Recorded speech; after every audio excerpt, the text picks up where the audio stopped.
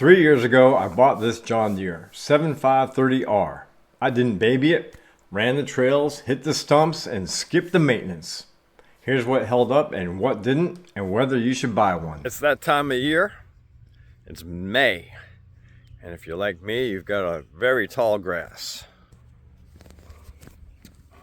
Look at this grass. Oh my gosh. Here's the Z530R. Is this what you should buy? Notice this right here. See how that's bent? It's got a very comfortable seat, by the way. This is the kind of an upgraded model a little bit. And so it has some settings on the seat right here. And you can set it. Hang on. Anyway, so it's on a spring system, so that it's pretty comfortable to ride. You can view the fuel level right here, easy. To lower the blade up and down, it's foot actuated. I just push this down. Now it's ready to mow. And it's pretty straightforward. You can set your heights up to 4 inches on this mower, 1 inch by 1/4 inch increments. And it does have a brake right here. It's not going to start if the brake isn't in the lock position. This is a 60-inch deck, high capacity. These are traditional wheels, and this is running 24 horse motor.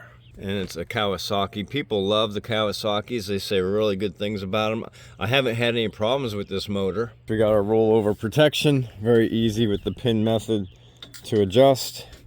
And then got some lights on it, which those are actually pretty nice. I didn't think I'd be using it much at night, but occasionally it gets dark on me, so that's great. And we also got the lights down here in the front on this model. I recommend getting those. We only have our side chute right here. And I'm sure it can mow this grass just fine. But so what I don't like about this, well, it's really the fault of the operator more than the mower. So I had some stumps in my yard that I had cut down, but they were up a little bit more than they should have been. And that's why this is bent. And I think I've tweaked the frame a little bit, to be honest. And again, that's not a fault of the John Deere. That's a fault of said operator. That'd be me, by the way. But if you're considering buying one of these, they're now over $7,000. Again, I haven't had any problems with the motor, and haven't done the proper maintenance on it. I was actually at the John Deere yesterday. But if you're looking for a stable machine that's going to be reliable, I think this is a decent machine. And for the money, for $7,000, I think it's $7,200, something like that. It's not bad.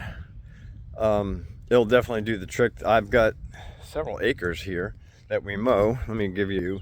So this is the little patch here in the front. You can see that my grass is going freaking crazy high. And then I have this patch out here across the driveway. And then sometimes I go up the street and do a little bit of the neighborhood. And what I really love most about this machine is putting my utility trailer on it, and after I cut down the trees, I'm able to have something to haul them with. But this is what it is. That's a 4-gallon gas tank on it. This is gas, not diesel. And again, it's a pretty good machine. Let's start it up real quick.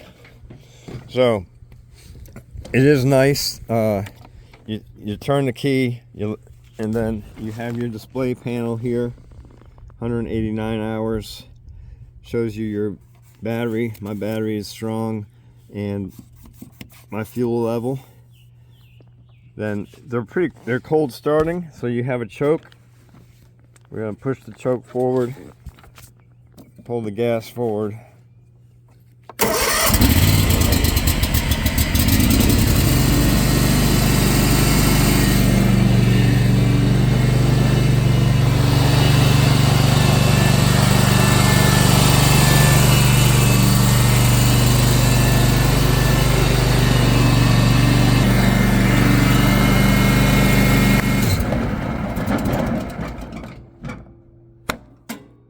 You can see there, I went to engage the blade, and probably because I haven't done proper maintenance on it, it stalled out, which is interesting. Make sure you do your maintenance, people, because like anything, it could be the best thing in the world, but if you don't maintain it, you might have some challenges. So that's what I've got for right now. Should you buy the 7530R for a flat yard? Yes, reliable engine, comfortable seat, solid value. But if your property's rough like mine, I just made a different decision, and that video is coming soon. What are you mowing with? Drop it in the comments.